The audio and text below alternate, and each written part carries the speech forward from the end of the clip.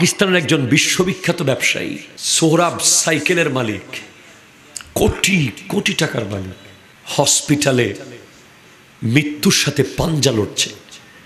আমি একটা লেখনীতে পড়েছি, দুনিয়াকে আমি আপনাকে মাহফিল শুরু করার আগে আমি আপনাকে বোঝাচ্ছি ভাই, কার জন্য দোকানদারি, কার জন্য টাকা টাকা, পয়সা পয়সা, ক্ষমতা ক্ষমতা, কার জন্য? সোহরাব সাইকেলের মালিক, বিশ্ববিখ্যাত ব্র্যান্ড, উনি এই বিশ্ববিখ্যাত ব্র্যান্ড, কোটি কোটি টাকার মালিক, হসপিটালে মৃত্যুর সাথে লড়ছে আর ডক্টরকে বলছে আমার পরিবারকে একটু আসতে বলেন, আমি একটু তাদের চেহারাটা শেষবার দেখতে চাই। আল্লাহ আল্লাহ আল্লাহ, কি নিষ্ঠুর পৃথিবী জানেন আপনি? সারা জীবন যাদের জন্য উনি রাতকে দিন করেছে, দিনকে রাত করেছে, ডক্টর লজ্জায় বলতে পারে নাই ওনাকে যে আপনার পরিবার আপনার সাথে দেখা করতে চায় না। শেষ সময়ে কোটি টাকা নিয়ে পরিবার এশ করছে, ওনাকে দেখতে পরিবার আসে নাই।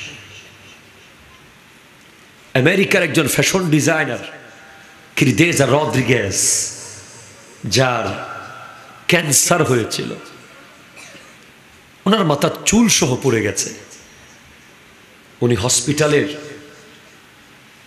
100 স্কয়ার ফিটের রুমে বসে বসে লিখেছেন পৃথিবীর কাছে, ও পৃথিবীর মানুষ, আমি ক্রিদেজার 2000 স্কয়ার ফিটের বাসা, আমার বেডরুম 2000 স্কয়ার ফিটের, আজ আমি 100 স্কয়ার ফিটের ঘরে জীবন কাটাচ্ছি, ছোট্ট রুমে।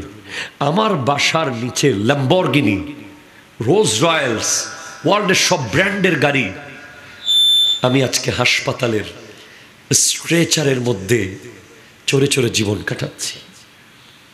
আমার ব্যাংকে কোটি কোটি টাকা, ডক্টর বলছে টাকা দিয়ে আর একদিনও বাঁচানোর সুযোগ নাই। আমার ঘরে 10-12 জন ফ্যাশন ডিজাইনার, বিউটিশিয়ান, যারা আমার চুল আছড়ে দেয়, আজকে ক্যান্সারের কারণে আমার মাথায় চুল নাই যে কেউ আছড়াবে। রিসেন্টলি আমার বাংলাদেশে একটা দাতব্য প্রতিষ্ঠান এক সন্তানকে ফোন করেছে মায়ের কিডনির কথা বলতে। হ্যালো, অমুক বলছেন? জি বলছি। আপনার মা অসুস্থ, আপনি জানেন? হ্যাঁ জানি। ওনার তো কিডনি খুব খারাপ হয়ে গেছে। হ্যাঁ, আমি কি করতে পারি? আপনার মায়ের কিডনি খারাপ হয়ে গেছে, আপনি আসবেন না? বলে আমি একটা ছোট ব্যবসা করি, আমার পক্ষে মায়ের কিডনি কিছু করা সম্ভব নয়। আপনার একটা কিডনি দেন, 2টা থেকে একটা কিডনি দিয়ে মানুষ চলতে পারে। উনি বলছেন আমার পরিবার আছে, আমার ভবিষ্যৎ আছে, আমি কিভাবে কিডনি দেব? আপনারা যা পারেন করেন। হ্যাঁ, এটা পৃথিবী, এটাই পৃথিবী। এখানে জানাজার নামাজ পড়ার টাইম মানুষের এখন নাই। আপনি কথা বলেন, ঠিক কিনা কথা বলেন? হ্যাঁ, যারা পড়ছে তারা অনেক বেশি এক্সট্রা অর্ডিনারি আল্লাহওয়ালা, তারা এক্সট্রা অর্ডিনারি মুসলমানের হক আদায় করছে বলে তারা জানাজায় যাচ্ছে।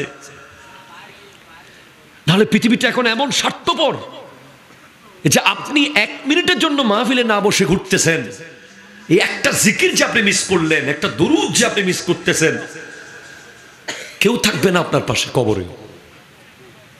সেজন্য আমি বলবো, মাহফিল কমিটির দায়িত্ববান যারা যেভাবে আসেন, সবাই বসে পড়ুন, এক একটা সেকেন্ড গুরুত্বপূর্ণ।